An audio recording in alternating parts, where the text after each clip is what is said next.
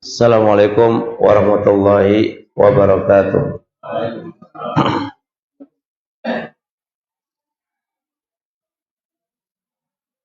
Innal hamdalillah hamdan katsiran thayyiban mubarakan fihi kama yuhibbu rabbuna wa yarda.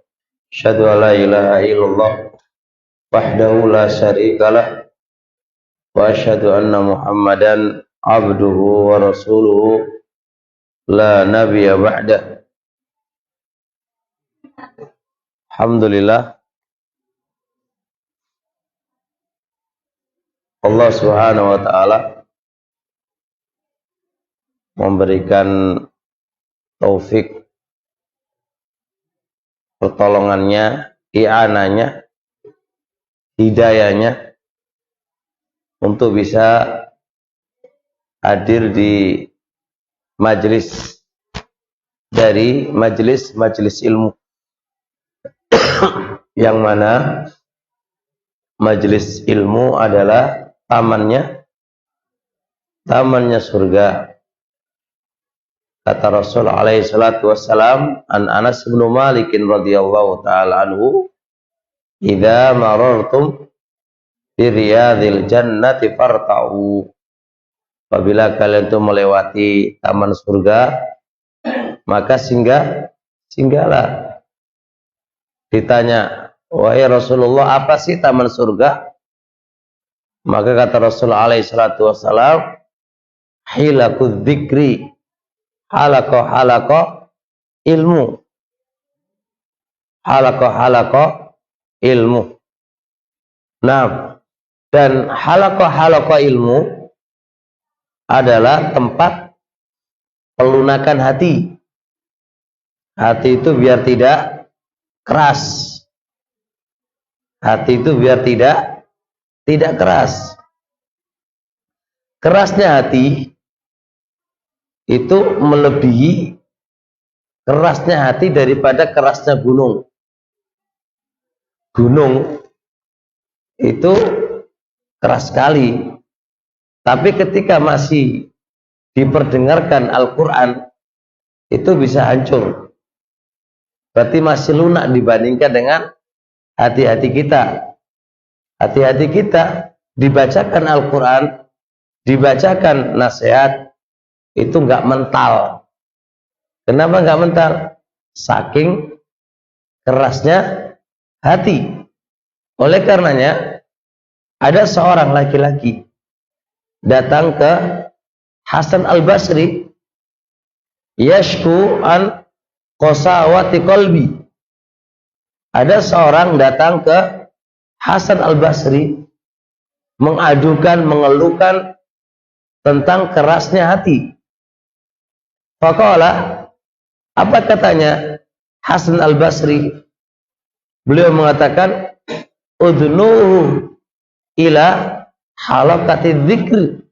Mendekatlah kamu ke halaqah dzikir, halaqah ilmu. Halaqah dzikir yang dimaksudkan adalah halaqah ilmu, sebagaimana ucapan Hasan Al-Basri.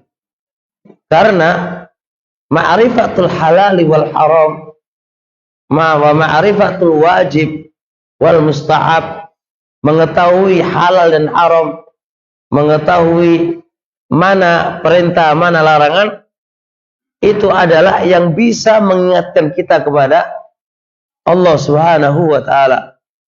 Dan orang itu menjadi abdi yang benar, seorang itu menjadi apa?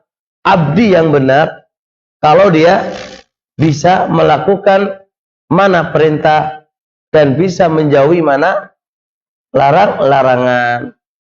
Nah, itu tempatnya di mana? Di majelis ilmu. Baik. Kajian kita masih lanjutin masalah sholat. Belum selesai ya. Padahal sudah hampir 1 tahun. Padahal udah mau habis. Kayaknya saya masuk sini 1 tahun ya. Mau 2 tahun malahan. Tahun kedua. Insyaallah. Baik. Bab yang kita bahas lanjutannya kemarin adalah makmum di sholat sirriyah. Makmum di sholat sirriyah. Sholat kan ada 2 ya. Ada sirriyah, ada apa? Jahriyah.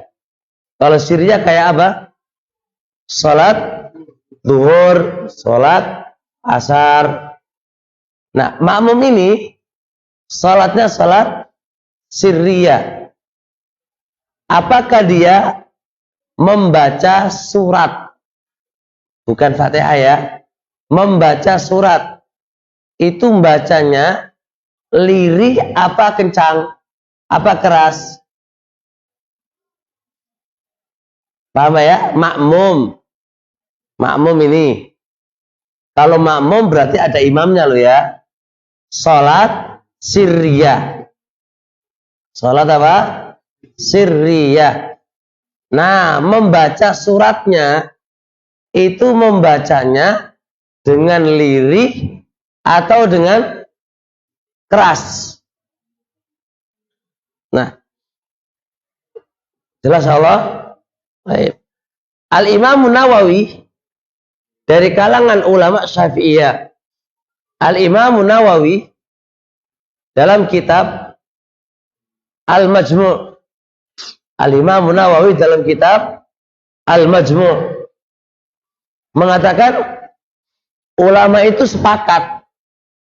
Ulama itu apa? Sepakat. Kalau makmum membaca suratnya itu disunahkan sir, disunahkan lirih, dan dihukumi makruh, dibenci kalau dikeraskan. Kalau dikeraskan. Bisa dipahami ini? Anak ulang. Jadi dibaca lirih apa dibaca keras? Dibaca lirih. Mau dalil apa dalilnya? Ulama sepakat. Ulama itu udah sepakat. Nggak ada satu yang menyelisihinya. Itu dibaca lirih.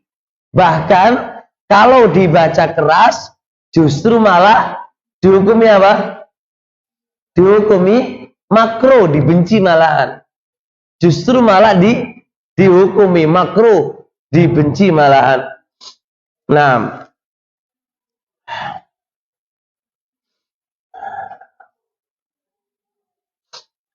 yang kedua, alasan yang kedua, kalau dibaca keras justru malah apa, Pak? Malah lucu. Kok lucu? Ganggu orang lain. Kalau semua makmum itu bacanya beda-beda, lalu keras, terus justru malah mengganggu siapa? Mengganggu imamnya, malah mengganggu satu dengan yang lain. Justru aneh. Yang satu suratnya dibaca kencang, baca surat Al-Ikhlas. Satu baca surat An-Nas. Yang satu baca surat Al-Falaq. Wih, mumet lagi. Ya, ini malah justru nggak pas.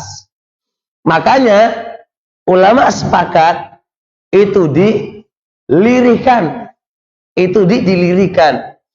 Kalau enggak ada taswish, mengganggu orang lain. Kalau enggak menjadi taswish, mengganggu orang lain. Jelas Allah. Taib. Kemudian pembahasan selanjutnya, ketentuan lirih sama keras itu bagaimana cara membedakannya? Ini dikatakan lirih, ini dikatakan keras. Itu gimana ketentuannya? Apakah dikembalikan ke pribadi masing-masing? Ini namanya lirih, ini namanya keras. Atau bagaimana cara mengetahuinya?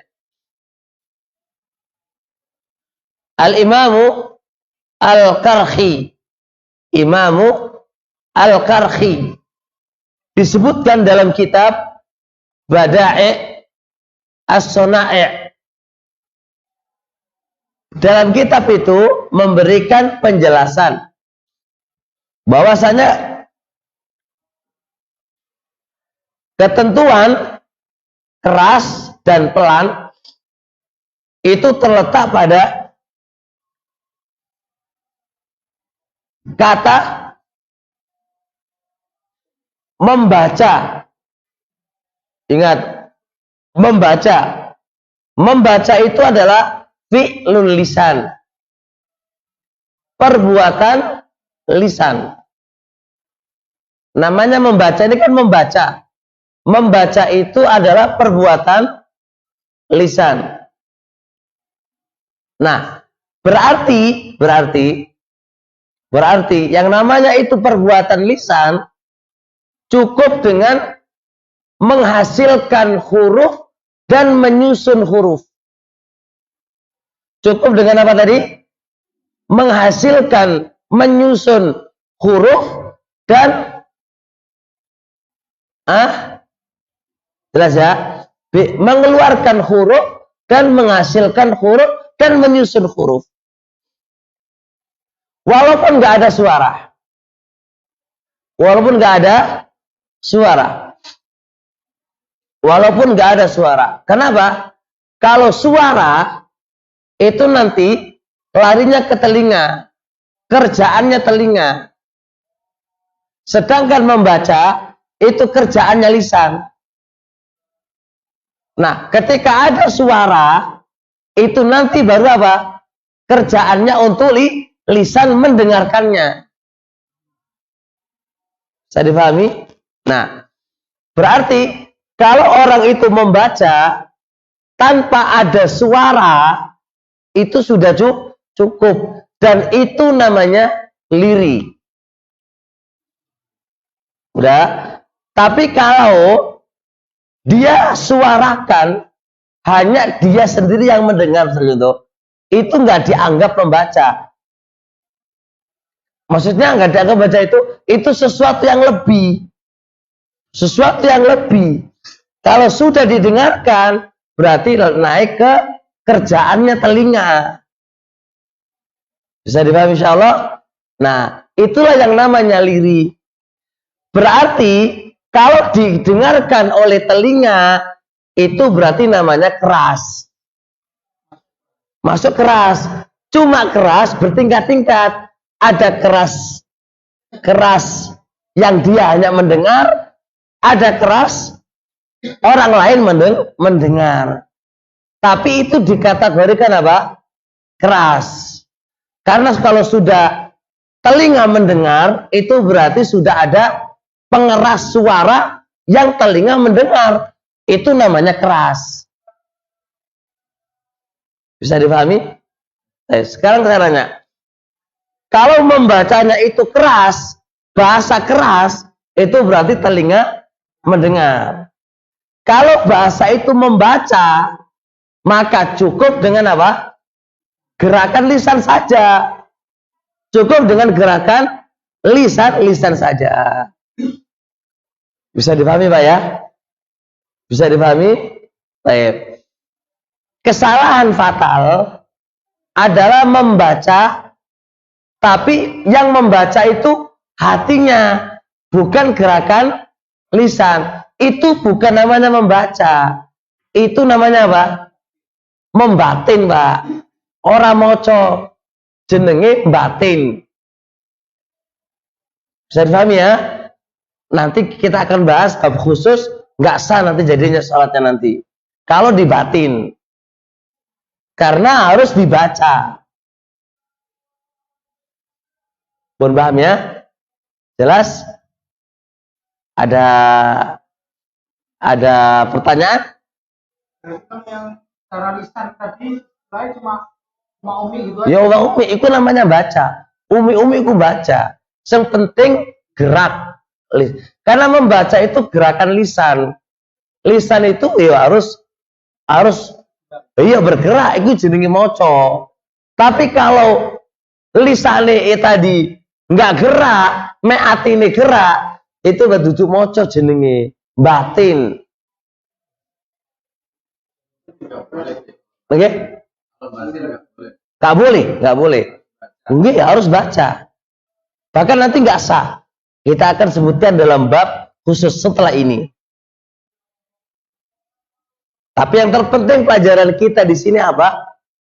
Berarti kan nggak bedakan antara keras sama liri. Liri itu modelnya piye, modelnya gimana? Keras itu modelnya gimana?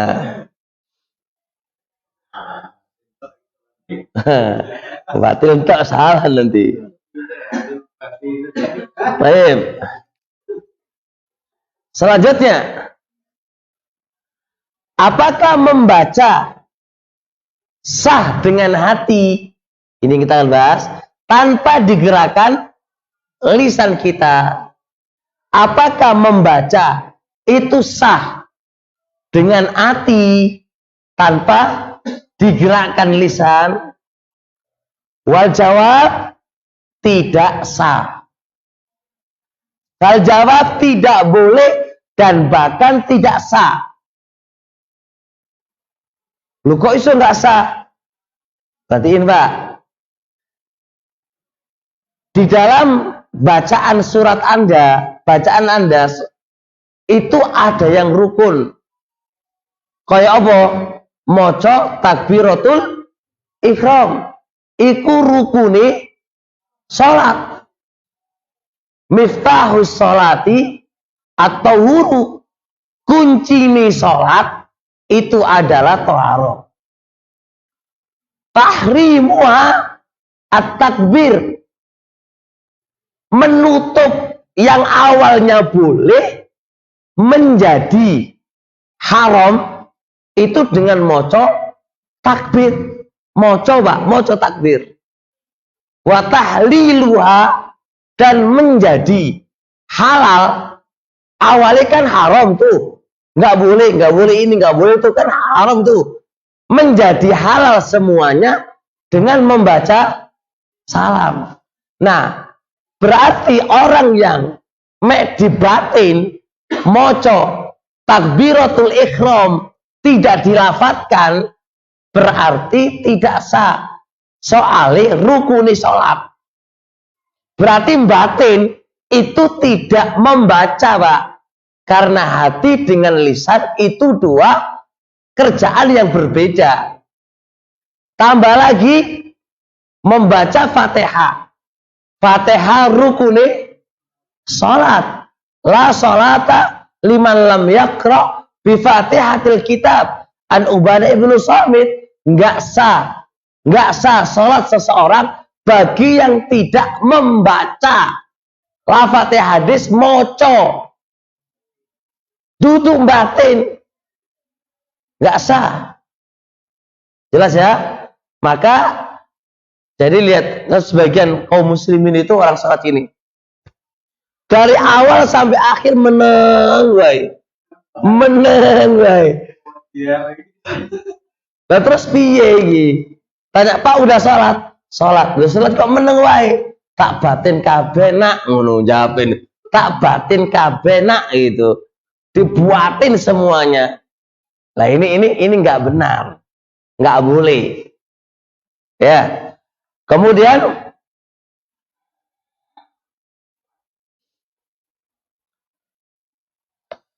oleh karenanya Ibnu Rajab rahmatullah alaih dalam Fathul Bari juga menyatakan dengan pernyataan yang demikian itu. Oleh karenanya ulama-ulama Syafi'iyah membedakan Pak antara maca Quran bagi junub batin dengan maca. Kalau maca gak oleh bagi yang junub, gak oleh. Tapi kalau batin oleh. Itu bukti ulama Syafi'iyah pun membedakan antara batin dengan moco. Tapi nggak tahu kaum muslimin secara umum ini kok bisa batin dari mana. Di buku-buku Syafi'iyah, baik itu dari kalangan Nawawi atau dari Imam Mawardi dalam Kitabul Hawi, bahkan dalam Ibnu Matan Nabi Suja, bahkan suruhat-suruhat Matan Nabi Suja itu jelasin. Ini mazhab Syafi'i, kita gak usah lari kemana-mana. Itu bedain antara amalan hati dengan moco.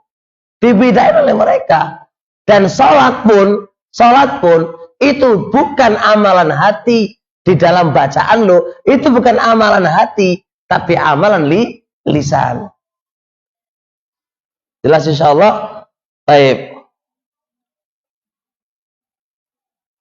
Oleh karenanya kita praktekkan bagaimana Nabi alaihi salatu wassalam, sahabat ditanya, kaifa ta'rifuna, bagaimana anda itu tahu Nabi itu membaca?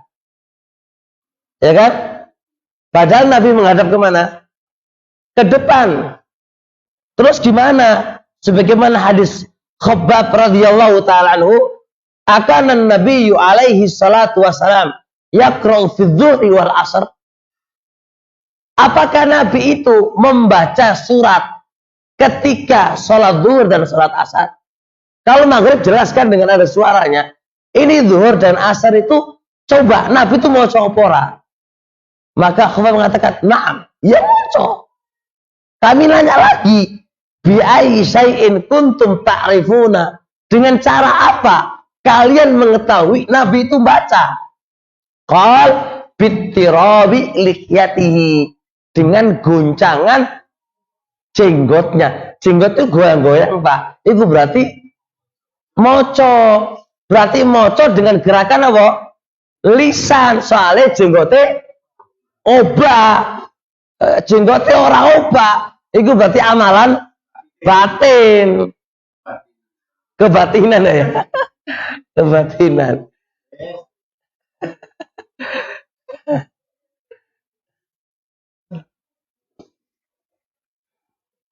Sudah jelas insyaallah. Nah, sangat jelas ya. Alhamdulillah. Lanjut pelajaran kita sekarang. Baca surat, apakah boleh maca seayat, rong ayat, atau afdoli iku harus satu surat full? Kalau satu surat full maca surat Al-Baqarah ya mumet, Pak. Kalau surat-surat pendek ya bisa lah sa surat ya, Pak ya. Nah, kalau maca nih surat teko Al-Qur'an sa surat ya mumet, Pak, ya kan? Baik. Al-Imam Nawawi, saya bawakan ucapan Imam Nawawi dari ulama Syafi'iyah. Beliau mengatakan dalam kitab Al-Majmu', kata beliau, terhasilkan asal sunnah, berarti kan? Terhasilkan kesunahan bagi makmum membaca surat, itu terhasilkan hanya membaca syai'un minal Qur'ani, sedikit dari Al-Quran. Berarti moco seayat, moco rong ayat, itu sudah mendapatkan sunnah. Sudah mendapatkan sunnah bagi makmum membaca surat pada salat apa? Sirriyah. Tapi kata beliau, walakin suratun kamilatun afdalu. Tapi kalau mocone iku mau satu surat full, maka itu lebih afdal.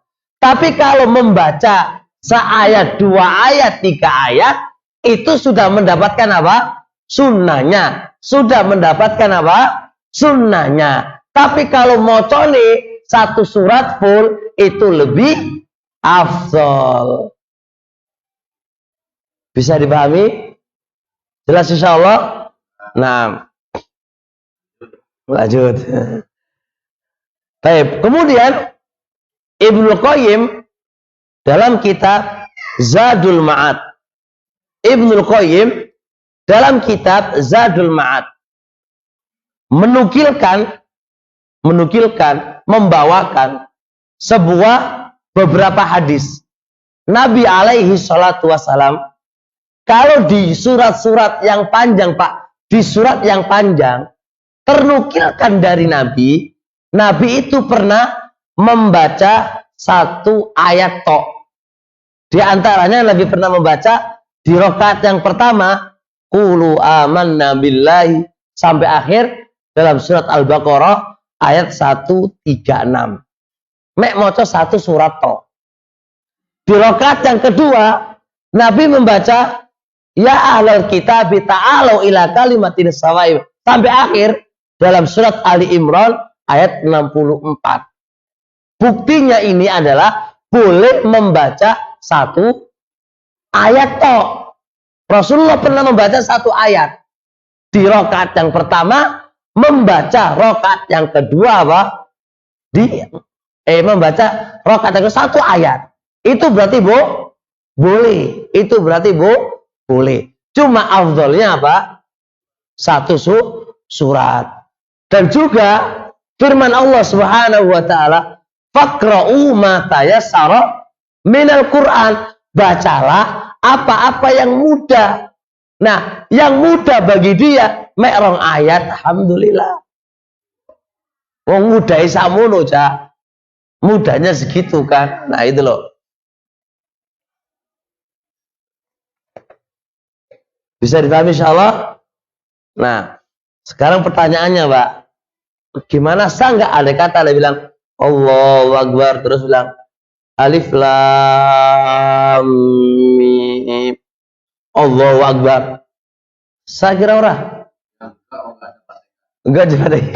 Ya iya, pinter juga tuh ya. Yuk berfatihah lah. Setelah Fatihah, setelah Fatihah, mocone surat hanya Alif Lam Mim. Terus kira-kira sah ora ya? Sah. Gak ada masalah, Pak. Karena Alif Lam juga apa? Cuma ojo dilakukan gini, ketawain orang apa ya? Diketawain orang. Ini ya kalau tadi itu hadisnya ada kan Rasulullah baca satu ayat. Nah, hadisnya itu apakah satu ayat yang Alif Lam Mim atau surat yang lain? Enggak, ikut tok wae diwaca. Bukan, ya Rasul itu misalnya dia lagi sholat, yang dibaca Rasul ternyata misalnya dia ayyuhal kafirun Allahu Akbar. Yang contoh hadis itu tadi yang diterangkan satu ayat yang mana? Di dalam surat Al-Baqarah sama Ali Imran. Oh, berarti benar baca Alif Lam Mim. Ya enggak. Cuma satu ayat. Iya, jadi kan yang Alif Lam. Enggak. Makanya kan gini, memang kalau secara apakah Nabi pernah moco Alif Lam Mim? Ya enggak ada. Belum ketemu hadisnya. Berarti enggak guna kalau Alif Lam Mim. Permasalahan gini ya, Pak. Kan kalau kita rentet dari ucapannya para ulama, itu lafadznya syai'un minal Qur'an. Jadi bisa dianggap cukup dengan membaca sesuatu dari Al-Quran. Berarti ayat apa wae sing penting teko Al-Quran berarti sudah mencukupi gitu loh. Paham kan? Berarti orang kalau sholat mek moco qul ya ayyuhal kafirun Allahu Akbar, apakah termasuk mendapatkan kesunahannya? Masih dapat. Cuma masyarakat kita belum tahu. Mungkin diguyoni mungkin. Sering terdapat gitu, ada asal gitu.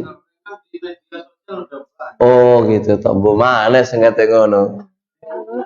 Alif Lam Mim Allahu Akbar. Banyak. Lah sekarang hukum syariatnya gimana? Gak ada masalah. Boleh, gak ada masalah. Hukum syariatnya kan Alif Lam Mim bagian dari apa? Ayat Al-Qur'an. Ayat Al-Qur'an. Cuma tadi, Pak, iki engko nggarai apa?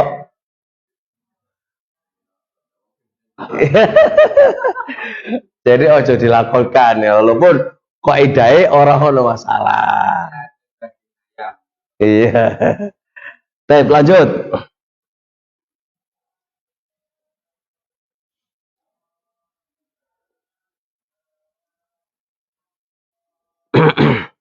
Sekarang membahas sholat sunnah. Sholat sunnah itu membacaannya itu diwoco keras apa liri, baik fatihahnya maupun suratnya. Udah kebayang soalnya nih, baca. Sekarang kita sholat sunnah, sholat wajib udah selesai Pak, sekarang sholat sunnah. Sholat sunnah itu membacanya diwoco liri apa diwoco keras? Ya, baik itu moco fatihah atau moco surati. Itu pertanyaan apa? Pertanyaan sih baru dijawab sekarang. Mulai dari situ lah yang jawab. Udah. Imam Abdul Haq di dalam kitab Tahajud juz 2 halaman 90. Beliau mengatakan bahwasanya untuk sholat sunnah katanya tidak ada keterangan yang jelas dari Nabi. Apakah Nabi itu membaca lirih atau membaca keras? Katanya belum ada keterangan yang sahih katanya. Apakah Nabi dalam membaca surat apa tadi? Sunnah itu apa? Lirih ataukah? Nah, sebentar. Permasalahan sekarang gini dulu. Kita rinci dulu aja, lebih enak. Sholat sunnah terbagi menjadi dua. Ada sholat sunnah di siang hari dan ada sholat sunnah di malam hari. Udah jelas?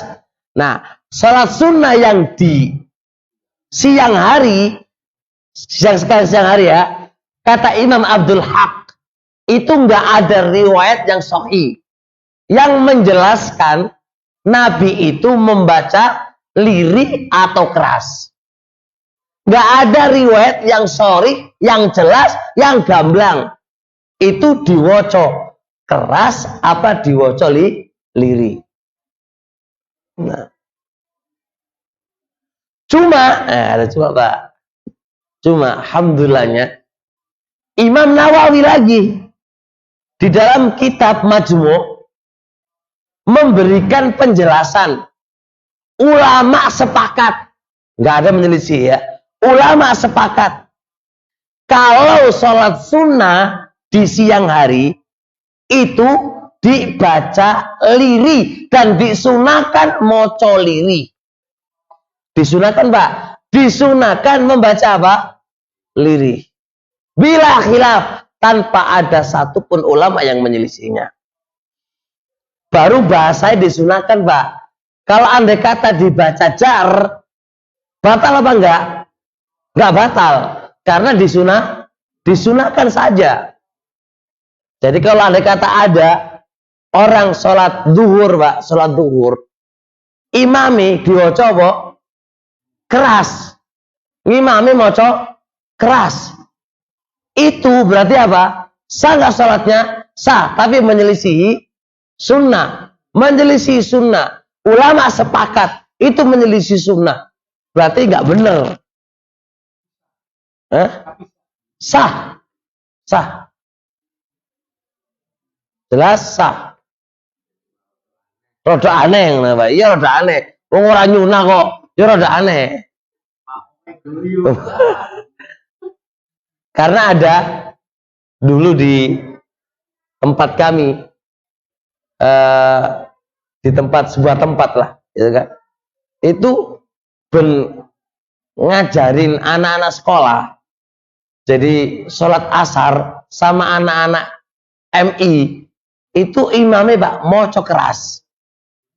Moco keras, jadi podo karo sholat isya. Nah iki piye iki ngene iki piye kan. Nah orang ngerti ilmu nih kan, rame kan. Ya saya bilang sholatnya sah, enggak ada masalah. Cuma perbuatan itu menyelisihi sunnahnya Nabi. Nabi itu ulama sepakat kalau sholat sunnah di siang hari itu tidak dibaca dengan keras. Sepakat itu sudah. Udah? Permasalahan seterusnya. Sholat sunnah di malam hari. Gimana ini? Apa dibaca keras? Apa enggak? Dibaca keras apa ora? Keras oleh, gak keras oleh Pak ya? Keadaan gitu ya? Baik, kita rinci dulu Pak. Salat sunnah, ingat ya, salat sunnah ini banyak loh ini. Tahiyatul masjid, yang kayak gitu nanti malam hari loh, itu banyak ini. Salat sunnah di malam hari, selain rawatib Pak, rawatib kita keluarkan dulu, kita bahas rawatib nanti. Salat sunnah, ya kan macam-macam di malam hari kan. Ada rawatib, ada salat malam, ya kan Pak? Ada selainnya. Nah, sekarang yang kita bahas adalah rawatibnya dulu. Rawatib Pak, rawatib. Berarti ada qobliyah, ada ba'diyah ya. Itu Nawawi dalam kitab Majmu' menukilkan kesepakatan ulama Syafi'iyah semuanya. Ulama Syafi'iyah semuanya sepakat dibaca lirih. Itu rawatib. Dan saya belum tahu mazhab yang lain yang bahas tentang ini. Saya waktu mentelaah menulis kitab ini, saya belum dapatkan di mazhab yang lain berkaitan dengan ini. Saya tahu hanya Syafi'iyah rawatibnya itu dibaca apa? Lirih, dan itu adalah hukumnya sunnah. Baik. Kemudian pembahasan seterusnya adalah sholat malam, qiyamul lail. Nanti setelah qiyamul lail nanti kita bahas. Qiyamul lail ini kan sholat sunnah tuh. Apakah dibaca keras ataukah dibaca lirih? Lirih apa keras? Yang benar dibaca tengah-tengah. Tidak terlalu lirih dan tidak terlalu keras. Itu yang benar. Alasannya apa? Sebuah hadis Abi Qatadah radhiyallahu taala anhu. Pernah Rasulullah sallallahu alaihi wasallam kharaja lailatan, keluar di malam hari. Faida huwa bi Abi Bakrin yusalli yakhfadu min sauti. Tiba-tiba Rasulullah itu melewati rumahnya Abu Bakar. Dan Abu Bakar itu sholat, dia lirihkan suaranya. Berarti kan Abu Bakar sholat malam apa? Dilirihkan suaranya. Udah jelas? Baik. Lewat lagi di rumahnya Umar. Ternyata Umar rafi'an sauta, angkat suaranya kenceng-kenceng. Kalau Abu Bakar sholatnya kiri, kalau Umar sholatnya kenceng pol. Falamma jatama'a indan Nabi, ketika dua orang ini antara Abu Bakar sama Umar berkumpul di sisi Nabi alaihi salatu wassalam. Nabi nanya,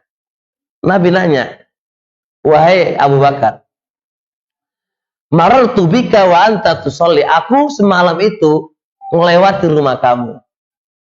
Dan aku dengar kamu itu sholat. Kok lirih suaranya? Ada apa katanya? Katanya Umar, katanya Abu Bakar, asma'tu man najaitu. Ya Rasulullah, aku sudah perdengarkan kepada zat yang saya ajak munajat. Saya cukup hanya Allah yang mendengar gitu. Insyaallah. Kemudian Rasulullah nanya kepada Umar, wahai Umar, kamu kok aku lewat rumah kamu kok suaranya kok kenceng pol iku piye gitu kan? Apa jawabnya Umar? Ukidun na'san. Aku bangunkan orang-orang yang ngantuk-ngantuk itu. Kosong turu-turu tangi katanya. Wa atrudu syaitan. Dan aku usir syaitan-syaitan itu katanya. Masya Allah. Jadi dua pandang yang berbeda-beda kan. Abu Bakar punya pandangan cukup tak dengarkan kepada zat yang saya ajak munajat. Kalau Umar, oh enggak. Aku yo ustaz kencengkan biar syaitan tuh lari dari bacaan Quran. Nah, makanya penting ini faedah yang kita bisa ambil ya kan. Rumah dewek, rumah kita. Kalau diwaca Al-Quran, setan melayu. Tapi kalau omah itu didengarkan musik, oh tambah ke setani. Karena musik itu koncone setan. Makanya kata Abdullah bin Mas'ud ketika membahas tentang alat musik, kalau alat musik itu adalah serulingnya syaitan. Serulingnya apa? Syaitan. Makanya di rumah itu jangan disetel musik.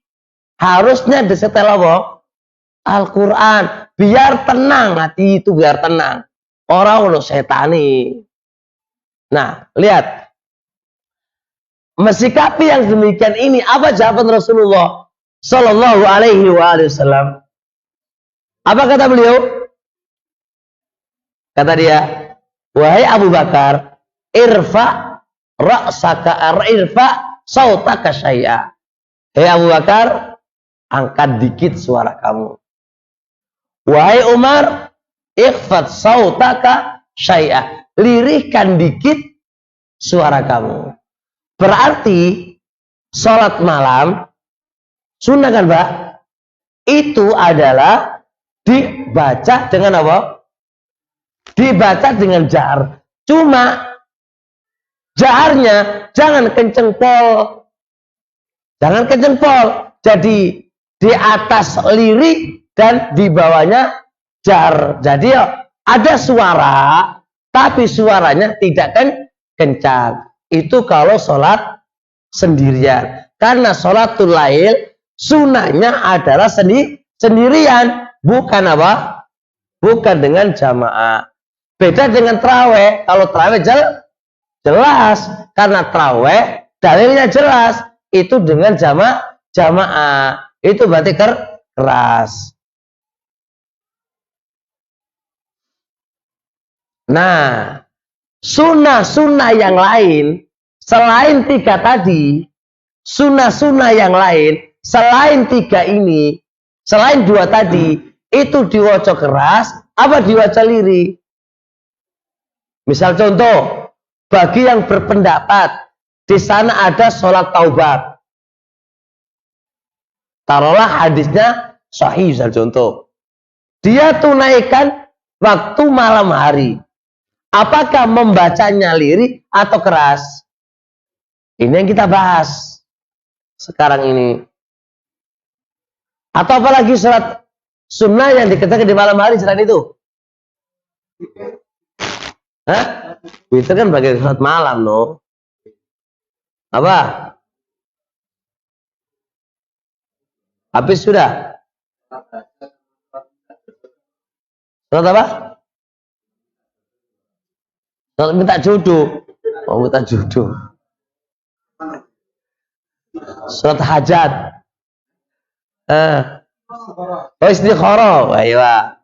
Istikharah dilakukan di malam. Nah, ini kan sholat sunnah kan? Dia bukan sholat apa? Rawatib. Dan dia bukan sholat malam.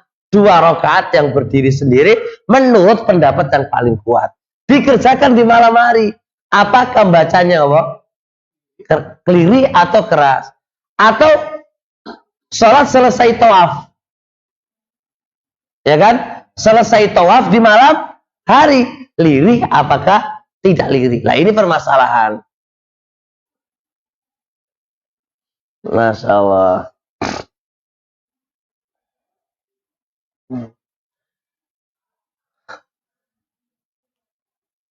Pernyataan Imam Nawawi, saya jelaskan dari ulama Syafi'iyah lagi. Pengarang kitab Shahihut Tatimah dari kalangan Syafi'iyah, dia mengatakan yujharu fiha, dijaharkan, Pak. Dijaharkan. Kemudian berkata Imam Qadhi Husain dan Shahihut Tahdzib dari kalangan Syafi'iyah juga berpendapat yutawassat bainal jari wal israr, tengah-tengah, nggak terlalu keras dan nggak terlalu lirih. Bisa dipahami? Itu yang saya dapatkan. Mana yang paling kuat? Wallahu ta'ala alam. Saya belum dapat yang lain. Saya belum dapat yang lain, Pak. Tapi rata-rata kita sudah melakukannya, tapi nggak ngerti alasannya. Nggak ngerti alasannya. Jelas? Jadi kesimpulannya rata-rata kita mengerjakan sholat sunnah semuanya lirih. Semuanya lirih. Nggak tahu dari mana alasannya gitu kan. Nggak tahu sebenarnya dari alasan dari mana. Hah? Sholat tasbih ala khilaf di antara para ulama, Pak. Kalau jenengan kerjakan sholat tasbih di siang hari, berarti jelas, Pak, lirih. Ulama sepakat itu. Tapi kalau jenengan kerjakan di malam hari, taruhlah hadisnya itu sahih, maka berarti hanya ada dua yang kita tahu, imma dibaca keras atau dibaca apa? Tengah-tengah, nggak keras atau lirih. Jelas? Udah, Pak? Kebayang nggak ini? Baik. Pembahasan kita sekarang adalah mengqadha sholat. Contoh, ketiduran atau lupa.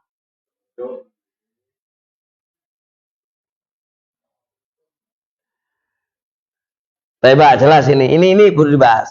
Sekarang bayangkan, Pak, jenengan lupa sholat maghrib.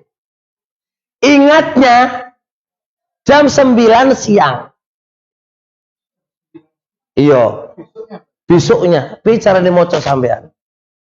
Lirih apa? Keras. Atau sampean ketiduran. Subuh ketiduran tuh. Bangunnya sampai jam 7.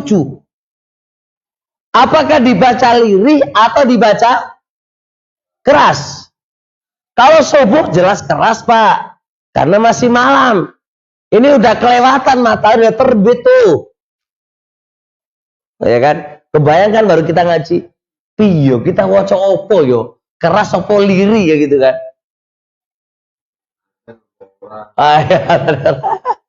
Orang sekalian Pak Mumet nanti malah ada jam 9.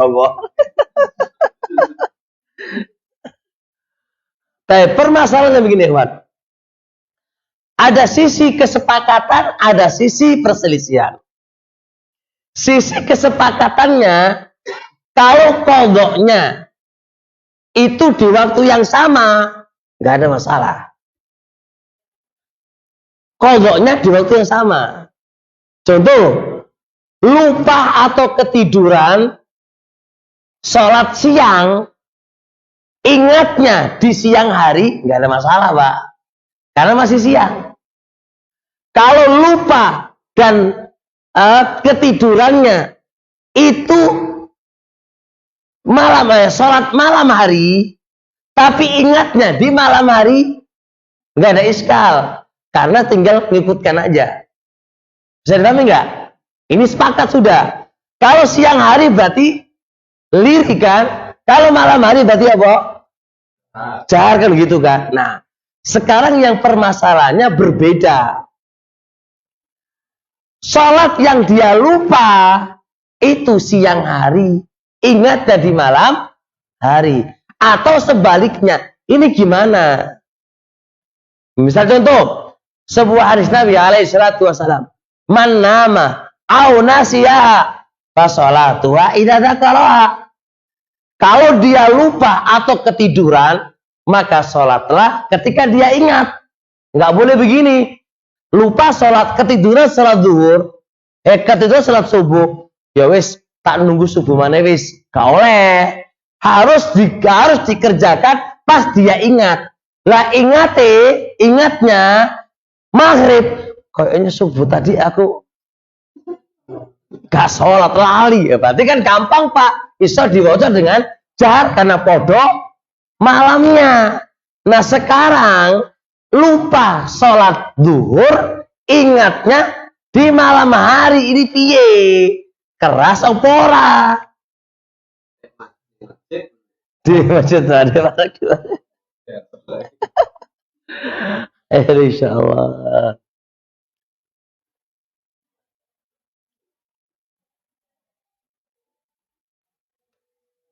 Baik Pak ya. Masalah gini Pak. Ada dua sisi pandang para ulama. Dan masing-masing sisi pandang ini bisa diterima.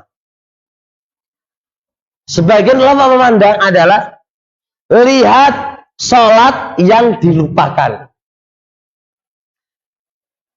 Kalau sholatnya yang dilupakan itu sirriyah, ya Pak, Anda kerjakan di malam hari, tetap diwoco sirriyah. Karena melihat sholatnya yang diqadha. Sebagian mengatakan gak iso. Jangan lihat sholatnya, lihat Anda kapan melakukan qadha itu. Kalau melakukannya di malam hari, berarti apa? Jar. Kalau di siang hari berarti sir. Gampang contoh. Sholat subuh, ketiduran, jam 9 bangun. Mas, iya sampean Mas. Sama jam 9 bangun. Sholat apa ora sampean? Oh, sholat ke jam 9. Ketiduran. Soalnya ketiduran Pak. Jadi kalau nggak ketiduran, ya ora ono jenenge, ora ono ceritane sholat subuh itu jam 9. Nah sekarang Anda ketika mengqadha atau menunaikan sholat subuh tadi jam 9, sir apa ras? Kok bisa sir? Karena melihat waktunya. Kalau antum baca keras, salah apa bener? Nggak tahu. Bener, ada dua pendapat. Ada dua pendapat, Mas. Nggak bisa, nggak ada Abdul Sito. Ada dua pendapat kok. Ada dua pendapat dulu. Pendapat yang pertama, dia lihatnya adalah waktu melakukannya. Kalau waktu melakukannya di siang hari berarti diwaca sir. Kalau melakukannya di malam hari adalah jar. Paham? Tapi pendapat kedua bagaimana? Lihat sholatnya. Kalau sholatnya itu jar, walaupun di siang hari, tetap Anda baca jar.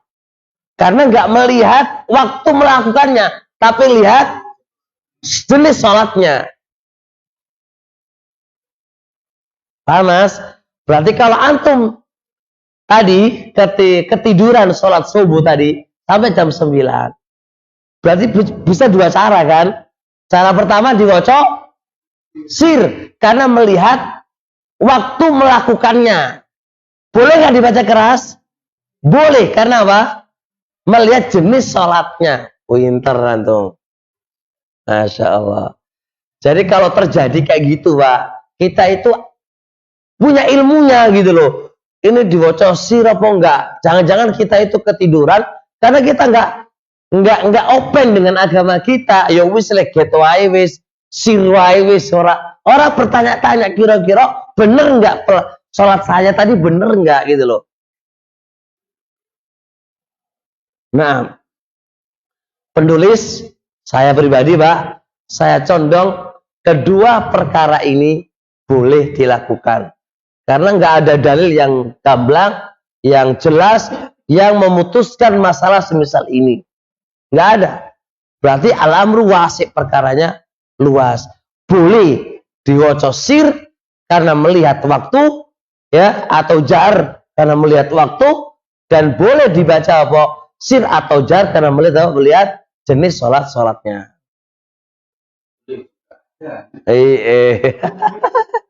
Kalau adhannya nggak boleh, Mas. Nggak boleh adhan. Karena adhan itu adalah i'lam bidukhuli waktu sholat. Adhan itu adalah fungsinya adhan ngasih tahu apa? Waktu sholat telah tiba. Iki jam 9 iki duduk waktu sholat subuh. Pasti sampai digebuki wong, Mas. Iki sholat adhan opo iki? Lagi musim. Oh gitu toh. Insyaallah.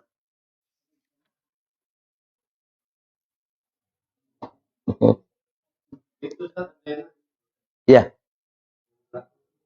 Ada yang nanya? Qomat. Qomat sendirian, Pak. Qomat itu disyariatkan kalau sholat jamaah. Sendirian nggak perlu qomat. Akan dibahas lagi insya Allah. Kita sering ngaji bab setelahnya adzan. Masih banyak loh ini. Ini babul adzan belum selesai. Dan iqomah selesai. Atau masalah jamak kosor. Kapan dijamak, kapan dikosor. Ini masih panjang perjalanan. Baik, lanjut lah ya.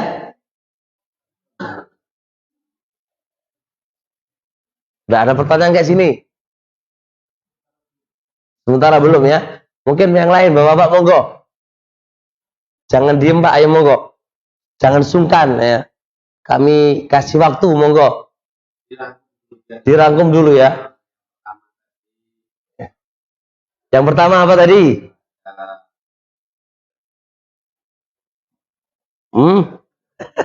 Yang pertama tadi kan bahas masalah baca. Lah ya, baca gimana? Pembahasan pertama apa tadi, Ikhwan? Makmum ketika sholat sirriyah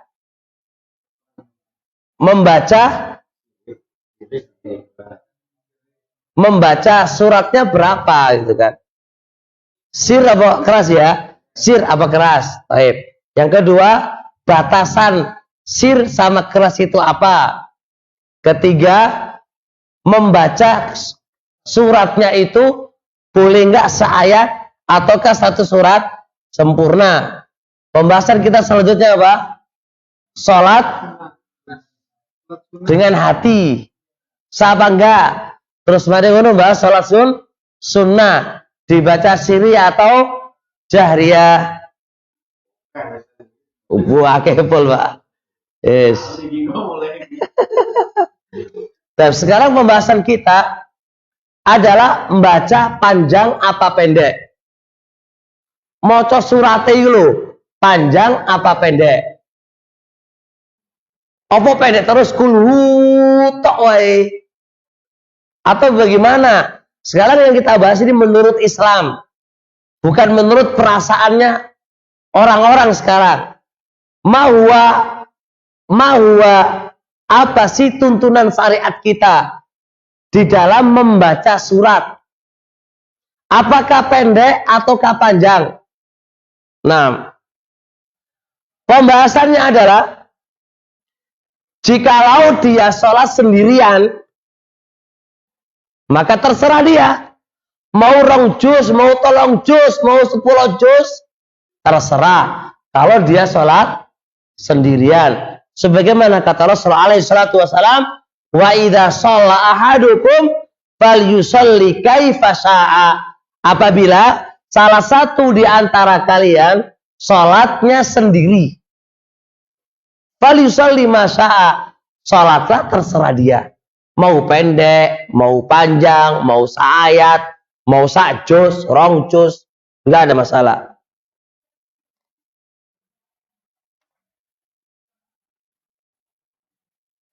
Nah, sekarang kalau mengimami manusia.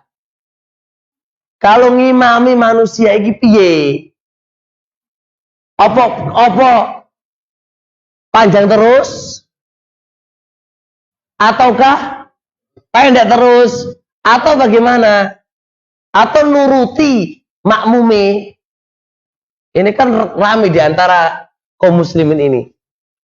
Ada imam bacanya ayat surat panjang dikit, di belakang ngomel-ngomel. Iya wato wae, bahkan kul waile gitu ya. Kayak Kiai Indi ya kan? Enggak ada itu ya. Gitu ya. Nah, maka berarti kan di sini yang tepat dalam kasus ini ya kawan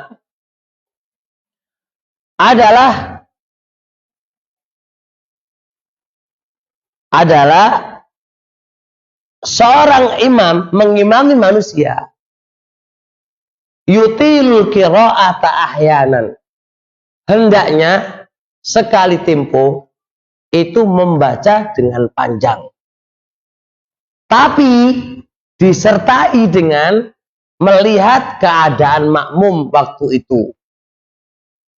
Jadi jangan kok pendek terus, mocok panjang. Rasulullah pernah sholat maghrib Pak, mocok surat Ali Imran entek.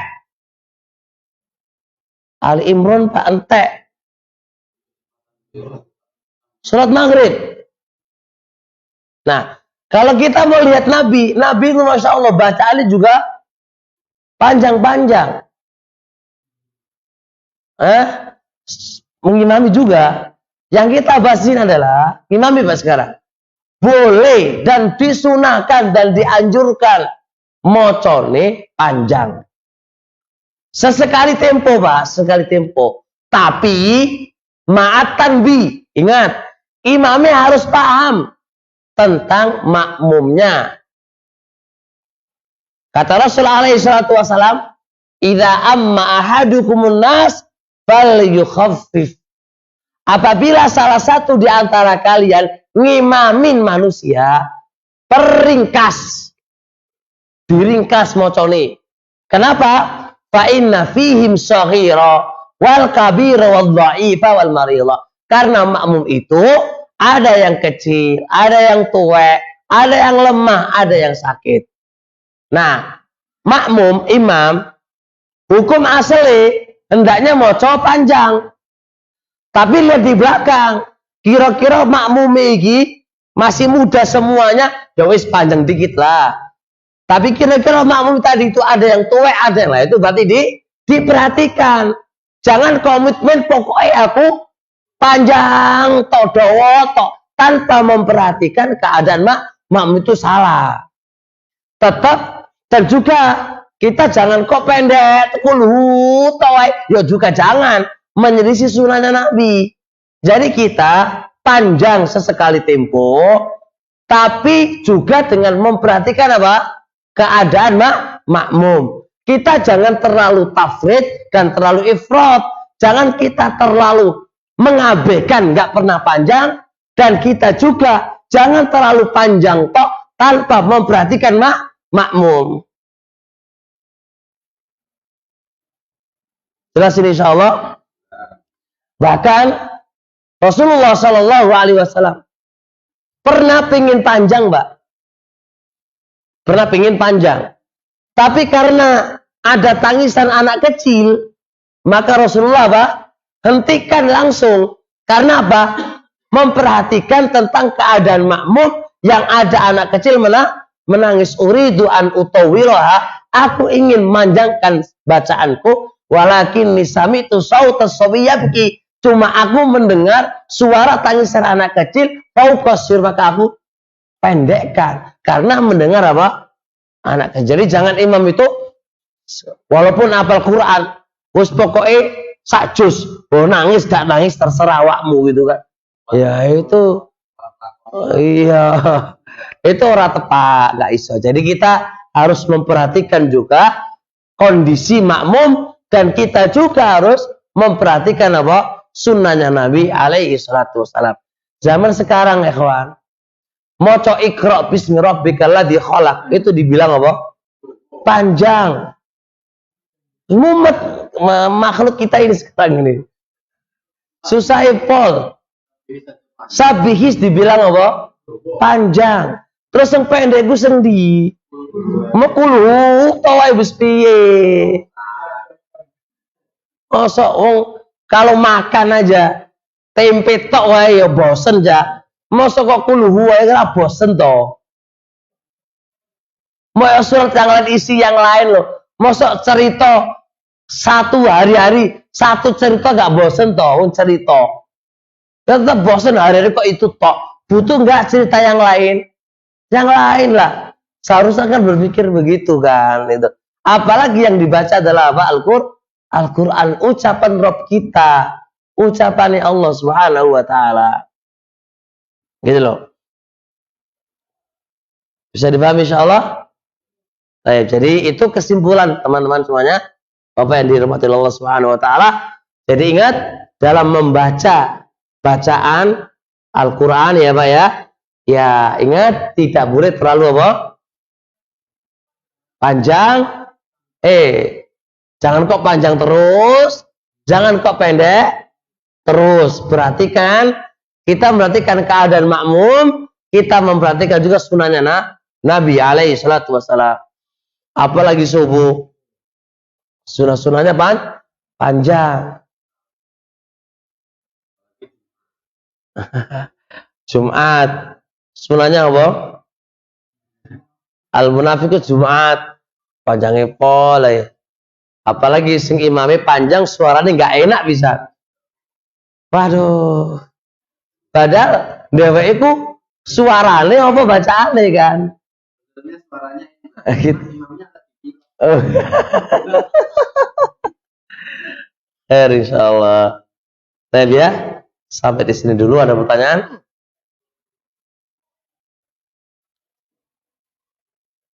Iya, monggo Pak.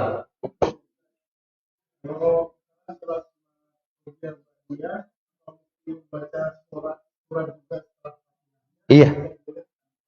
Membaca surat juga. Ini ada kesepakatan dari Imam Nawawi. Ya. Semua yang 2 rakaat diiringi baca apa? Surat. Yang sudah rakaat ketiga, keempat ini yang jadi masalah. 2 rakaat. Sholat yang rakaat ketiga ya baca surat. Itu apakah kita wajib tapi atau ya biasa aja? Ada khilaf di antara para ulama. Sujud sahwi itu apakah karena perkara wajib ataukah perkara sunnah juga? Pendapat yang paling kuat, kalau memang itu karena lupa terbagi menjadi 2. Ada lupa bacaan, ada lupa gerakan. Kalau lupa bacaan tidak perlu sujud sahwi. Yang lupa gerakan itu yang ada sujud sahwi. Jadi kayak tadi terlalu memoco ya keblabasan ya. Lah di rakaat ketiga moco surat pendek, maka apakah nggak perlu sujud sahwi? Langsung selesai. Karena itu dalam bacaan. Karena Nabi juga pernah lupa dalam bacaan, itu juga nggak sujud sahwi.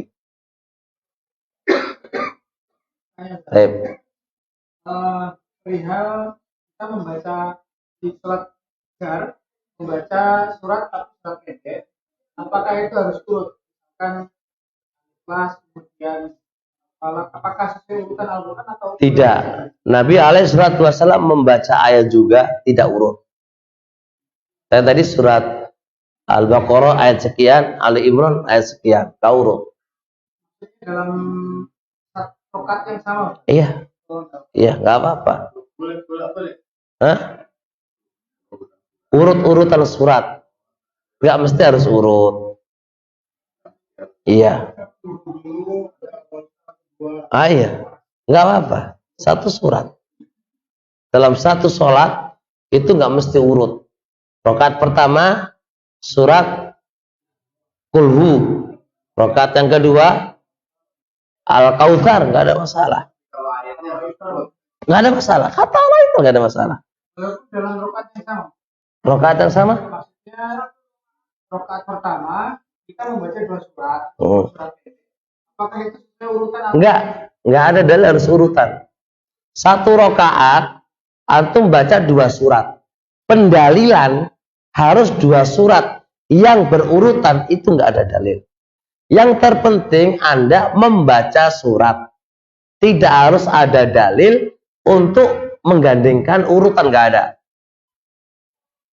Kalau ayatnya apa? Nah kalau gaib sampai nanti. Kan misalnya kita di Al-Baqarah ambil 1 ayat. Itu dapat ayat berikutnya. Rakaat kedua ayat yang nggak urut nggak ada masalah. Nggak ada masalah. Tapi kalau di 1 rakaat antum mau kuliah ayyuhal kafirun bolak-balik ya itu jadi nggak benar. Nggak kuliah dulu tuh baca lakum dinukum waliyadin. Itu jenenge talaud dolenan nanti itu. Iya. Jadi kalau memang ayah ya.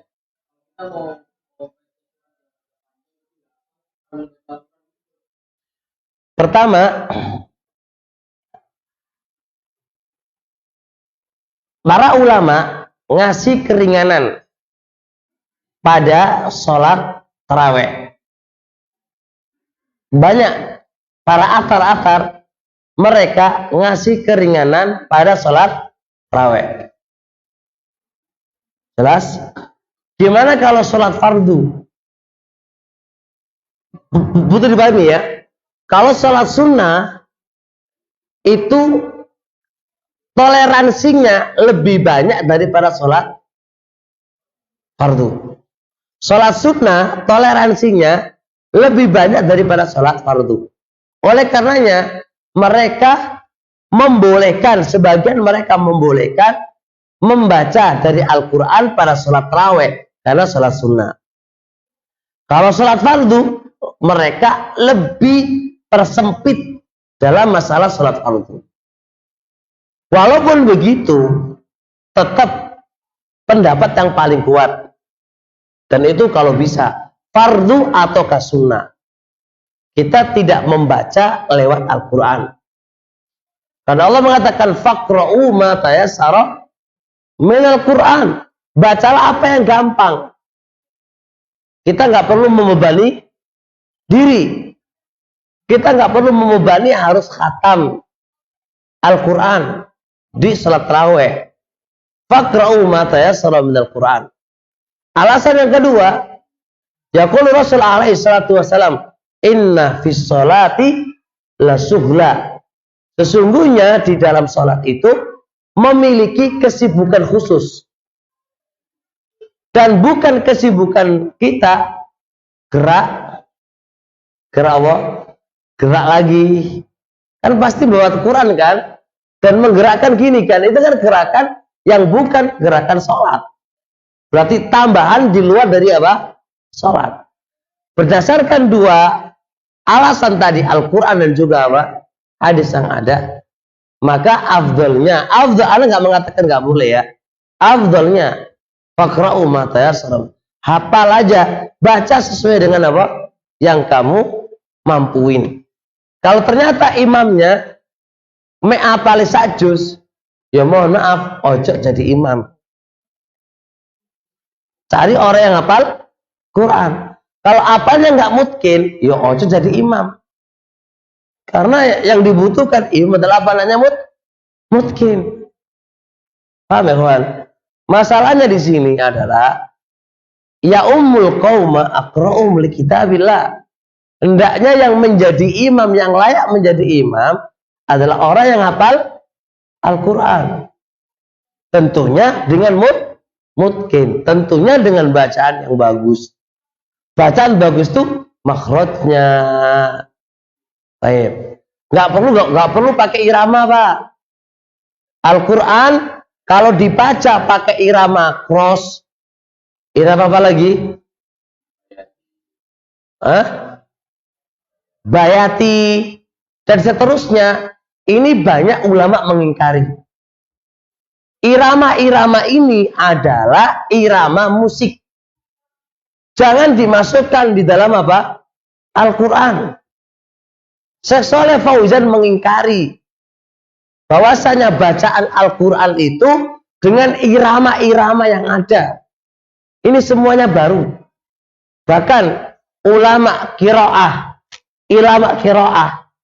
tidak pernah di dalam qiraah itu mengenal namanya irama. Nggak ada irama. Iqra'u kama qara'a bi Rasulullah wa ashabu. Bacalah Al-Quran sebagaimana Rasulullah dan para sahabatnya membaca Al-Quran tanpa harus ngerti irama. Ada irama kayak irama apa itu? Naik, turun, dora, dorami, opo iku dora naik dora. Ini irama, ini musik ini. Nggak perlu, baca aja sesuai dengan tajwidnya, panjang pendeknya. Hada wa yakfi, itu cukup. Nggak perlu irama zaka wa irama. Mana ada dikenal irama bayati, irama rosh, irama apa lagi? Nahwan, ini dari mana lagi? Kata ini kata baru semuanya ini. Tapi anehnya kaum muslim ini banyak itu. YouTube sudah beredar. Iya, tapi beredarnya belum mesti benar. Baca aja, Ikhwan, coba baca. Bacaan yang biasa lu enak didengar. Ada ini. Bahkan karena mengikuti irama, makhraj pun kadang-kadang apa? Nggak kelihatan karena terkalahkan dengan irama. Dan jangan dibantah. Kita disuruh baca Al-Quran dengan merdu kan? Membaca Al-Quran dengan merdu nggak mesti harus pakai irama. Kata siapa? Keharusan merdu itu dengan irama. Nggak ada konsekuensi. Nggak ada konsekuensi kemerduan itu dengan harus ada irama. Ya akhi, irama itu musik ya akhi. Barakallahu fiik. Jangan musik dimasukkan dalam Al-Quran.